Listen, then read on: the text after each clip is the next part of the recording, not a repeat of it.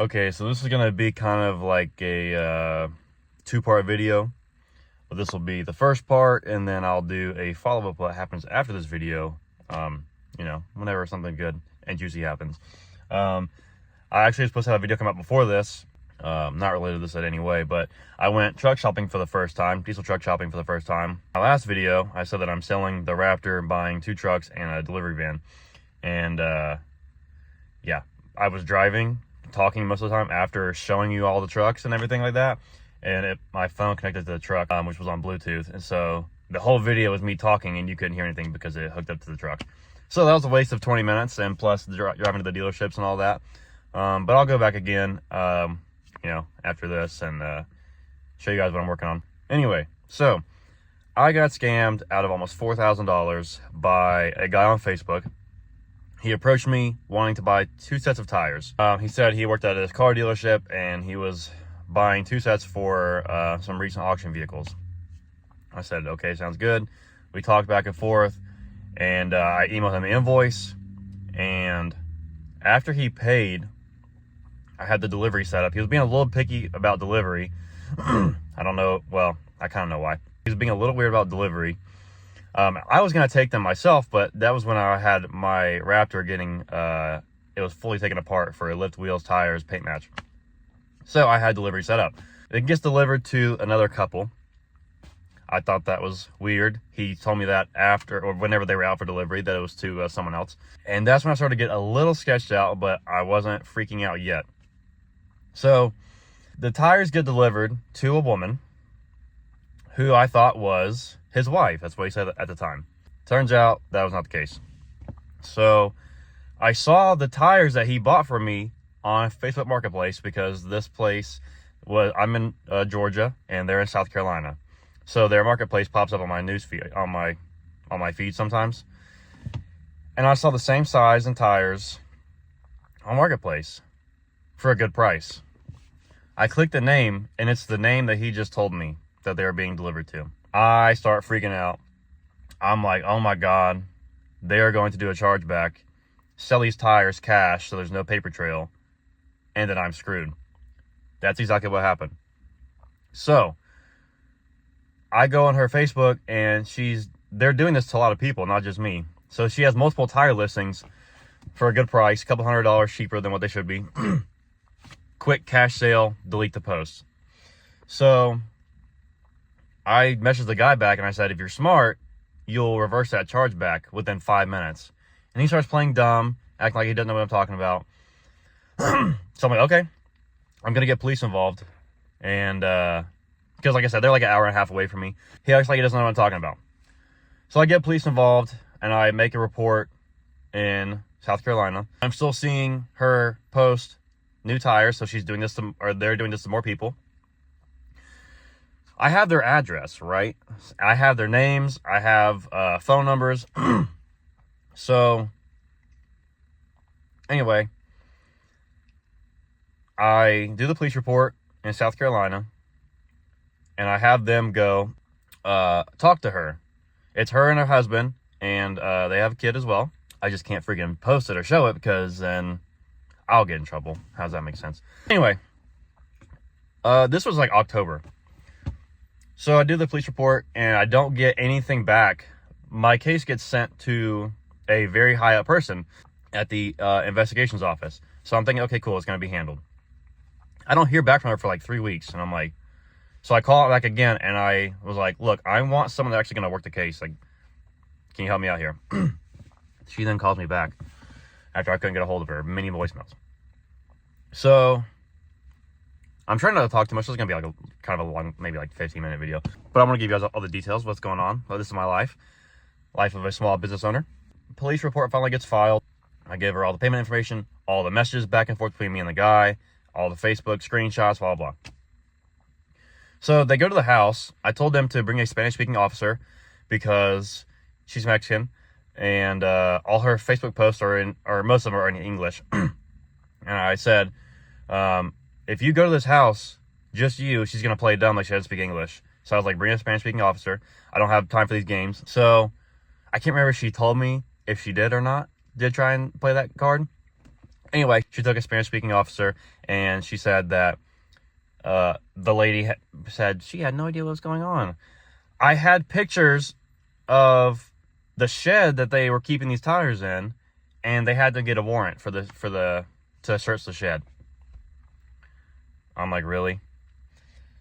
Obviously, they're not going to do it anymore for a while till the coast is clear. So if they have to get a warrant and they go back, it's going to be a freaking empty shed, right? So that was cool.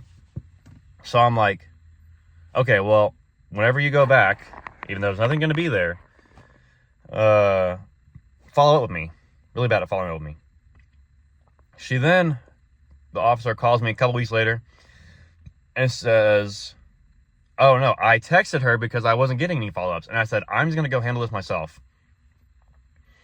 So she called me right after that and said I brought her in for questioning and she lawyered up.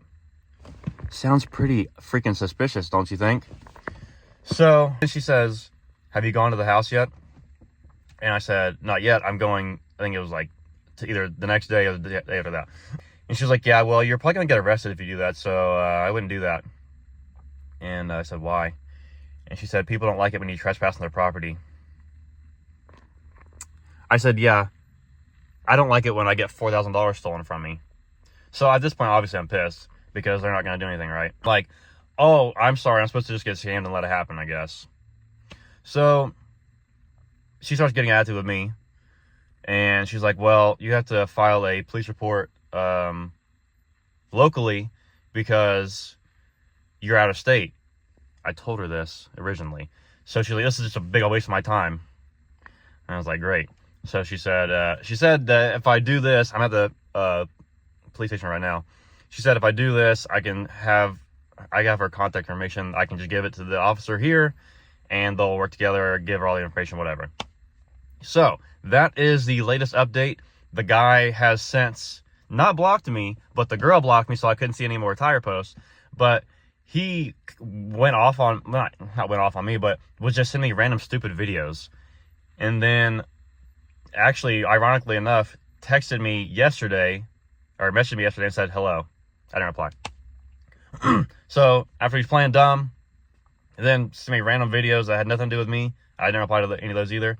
I guess maybe they're feeling the heat a little bit from the police coming to their house and getting called in for questioning. It's only going to get worse from here. I'm not going to post any addresses, faces, nothing like that, because it's not worth it to me to me get in trouble for them scamming me, them doing illegal activities. But, you know, I can't go to their house and get my money back, even though I know they got cash sitting right there because all this stuff is cash sale only. So there's no paper trail. Anyway, I'm going to go into the police station and file this report. And I will keep you guys updated on what happens from this. But I will more than likely be paying them a visit. So it's going to get interesting here pretty soon. But if they do happen to see this, if they're following my social media, it ain't over. So yeah, guys, I actually have a very similar case happening in Alabama right now. And so I'm dealing with that police station as well. I'm probably gonna have to come back here and file a report for that one since it's across state lines as well. But yeah, a lot of scammers out there. Usually I catch them, and usually my website alerts me. So if you have a small business and you have any